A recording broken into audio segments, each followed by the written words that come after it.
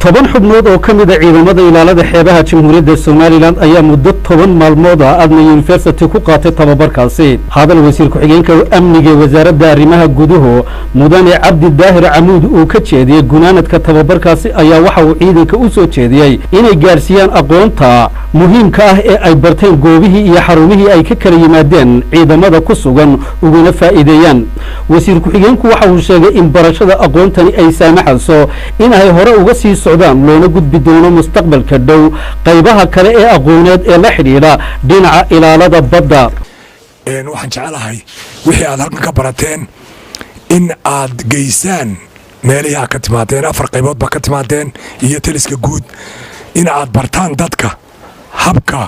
haddii ay gurigaagaba aad wax kaaga dhacaan sida degdeg ama xaaskaaga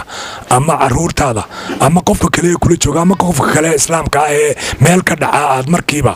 aad u daweyn lahayd kabada ku jiranayaan hadalkeeda bada aad iyo aad baan idinku ambaleynayaa kooxdii saddexaad oo maanta ka qalin jebisa adna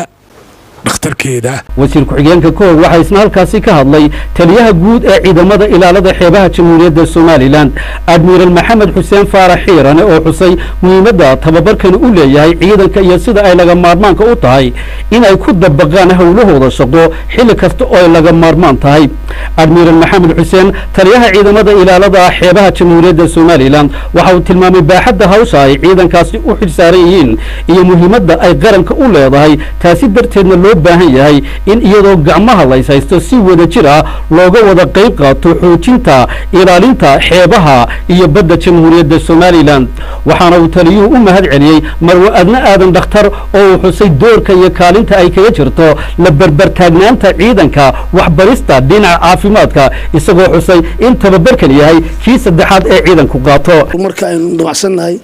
inaynu badda dadka la qabano oo la baray inaynu xirfadda fulino wax badan baan sii socodsiin doonaa waan muuqan doonaa haddii ilaahay ka dhigo.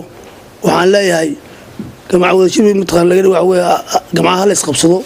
aan u diyaar garowno sideen mataqaan baddeena u laashan lahayn. Dr. Saciid Ismaaciil oo ahaa macalinka wax barayay ciidankaasi iyo mudane Jibriil oo ka socday hay'adda gacanta ka geysatay ayaa iyaguna halkaasi ka hadlay.